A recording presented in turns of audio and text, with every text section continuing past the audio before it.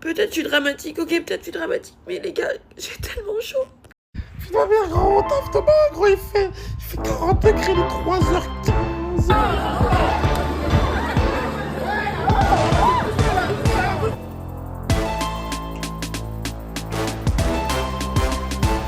La canicule, elle m'a tellement choqué qu'aujourd'hui, il fait 32 degrés, je trouve qu'il fait bon.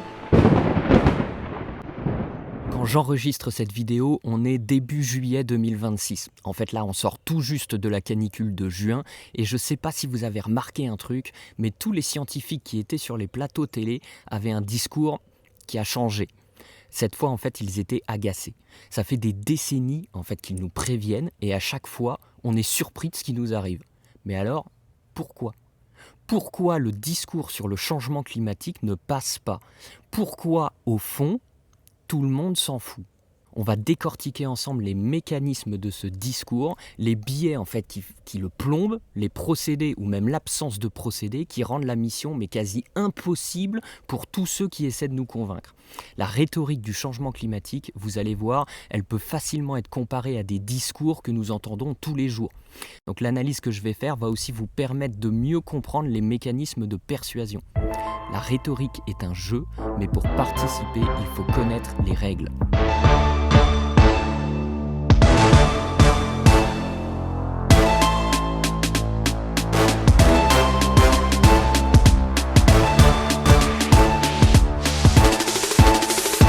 Je suis Thomas de Montgolfier et j'accompagne tous ceux qui ont quelque chose d'intéressant à dire, mais qui ne se sentent pas légitimes, qui ont peur ou qui n'arrivent pas encore à avoir une parole qui porte.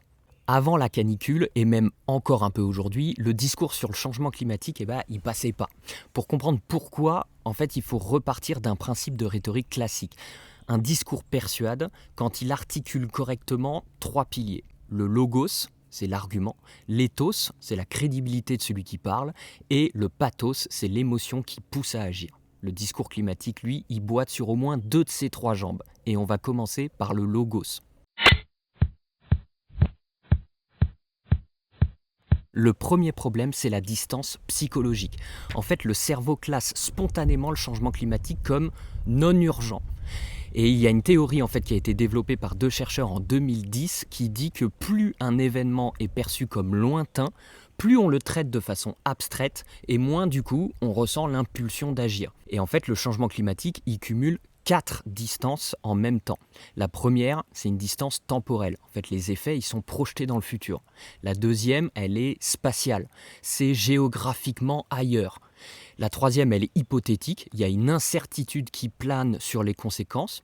Et la dernière, elle est sociale, l'impression que ça arrive aux autres. Il y a une autre chercheuse qui l'avait déjà formulée en 2006 dans un article qui faisait absolument référence. Je vous mettrai le titre de l'article. En fait, sa thèse, c'est quand un phénomène est perçu comme distant, on le construit mentalement de façon abstraite. On retient un peu le tableau général, mais sans ancrage dans notre vécu immédiat. On va prendre l'exemple d'un fumeur. Le fumeur, il ne nie pas le danger, mais il le traduit en distance temporelle. C'est ce qu'on appelle l'actualisation hyperbolique. En fait, la tendance à surévaluer une récompense qui est immédiate face à un coût lointain.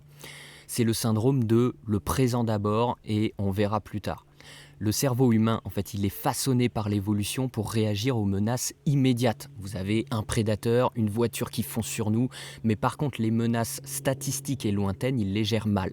Et une cigarette, c'est un soulagement en moins de 10 secondes, c'est une décharge de dopamine, mais le cancer du poumon, lui, il est projeté à 20, 30 ans, 40 ans.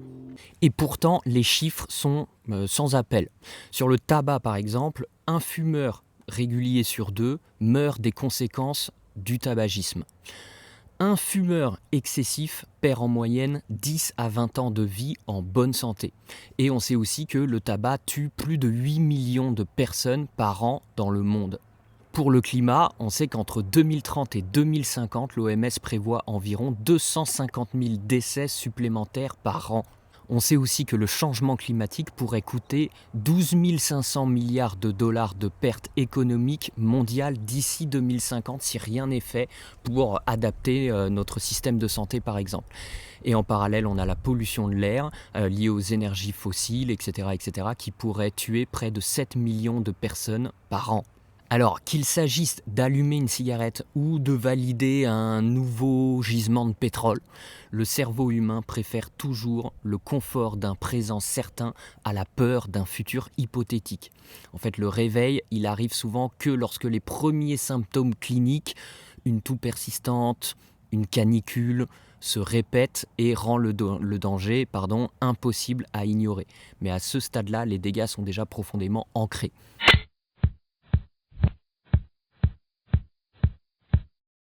Alors, on sait que le discours basé sur la peur, ça marche. La preuve, en France, en politique, la peur fait agir. Mais sauf dans un cas précis. L'appel à la peur sans sentiment d'efficacité, c'est-à-dire que si le levier d'action demandé, il est irréaliste, ou si l'individu ne se sent pas efficace à son échelle, la peur ne déclenche rien, elle paralyse. C'est exactement notre situation. Que faire individuellement ?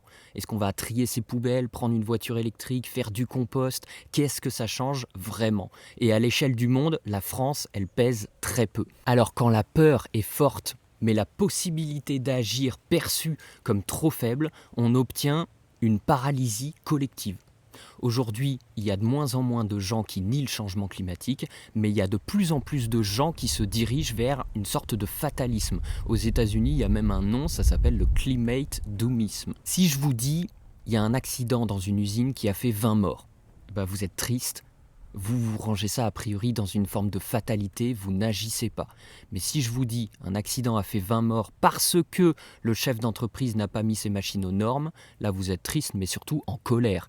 Et là vous pouvez agir. Exiger que ce chef d'entreprise soit puni. Il faut un coupable. C'est a priori ce qu'on fait en France. Regardez généralement, plus vous allez vers la gauche, plus le coupable est l'ultra riche. Et plus vous allez vers la droite, plus le coupable devient fatalement un immigré. Mais alors sur le climat, qui est le coupable ? Les générations précédentes, les chefs d'État, nous-mêmes, il y a une sorte de flou. Le problème aussi, c'est qu'il n'y a pas de héros identifié. Qui va nous sortir de là ? En fait, c'est le collectif. Mais on le sait, c'est une grande partie de nos problèmes sur cette planète. C'est le fait que les humains sont très mauvais pour prendre des décisions collectives. Le dernier mécanisme qu'on avait déjà croisé dans la vidéo sur les véganes et les carnistes, c'est la peur de perdre sa liberté. Ça s'appelle la réactance psychologique, la tendance à résister à un message perçu comme une menace pour notre liberté de penser ou d'agir, au point même de produire l'effet inverse de celui recherché. Le discours climatique, souvent prescriptif, un peu moralisateur, rentre exactement dans ce principe de réactance. Je vous donne un exemple avec un commercial qui veut vous faire signer, mais un peu sous pression. Et il vous dit, vous devez signer cet engagement aujourd'hui pour ne pas rater cette offre qui est exceptionnelle. Le résultat, c'est que le client, il va se braquer. Il sent qu'on lui vole son pouvoir de décision. Et du coup, il recule. Par contre, si le commercial change son approche et laisse une liberté en disant l'offre expire ce soir, mais c'est à vous de voir si le timing correspond à vos priorités actuelles. Là, le client, il reprend le contrôle. Il se sent plus, on le force pas. Il se sent juste conseillé. Et il est désormais du coup prêt à signer, mais par choix. En fait, la règle d'or, c'est celui qui est libre de dire non est beaucoup plus enclin à dire oui. Les statistiques ne font pas agir. Plus 2 degrés, 200 000 morts, en fait ça c'est abstrait. Pour déclencher une émotion réelle, il faut des visages, des noms, des images. Quelqu'un disait « La mort d'un homme est une tragédie, celle d'1 million d'hommes est une statistique ». Je ne sais pas si vous vous rappelez, en 2015, l'Organisation internationale pour les migrations estime que plus de 5350 migrants ont perdu la vie cette année-là en traversant la Méditerranée. Un chiffre. Et ensuite, il y a une photo d'un enfant syrien de 3 ans étendu à plat ventre sur une plage en Turquie. En toute sincérité, ce qui vous touche le plus maintenant, c'est ce chiffre ou cette photo. Une image a fait plus que des milliers de statistiques. Alors, où est-ce que ça nous mène ? Le discours climatique, il souffre en fait d'un désalignement complet entre la structure du message et l'architecture cognitive de ceux qui le reçoivent. En fait, il suscite la peur, mais sans fournir le sentiment d'efficacité qui la transformerait en comportement. En plus, il propose un récit sans protagoniste qui est capable d'agir. Donc c'est pas un échec de la science, c'est un échec de rhétorique. Si vous avez aimé cette vidéo, vous pouvez me soutenir en vous abonnant, en cliquant sur j'aime et en me laissant un petit commentaire, ça m'aide beaucoup. Fin de ma tirade, à vous la parole, prenez-la.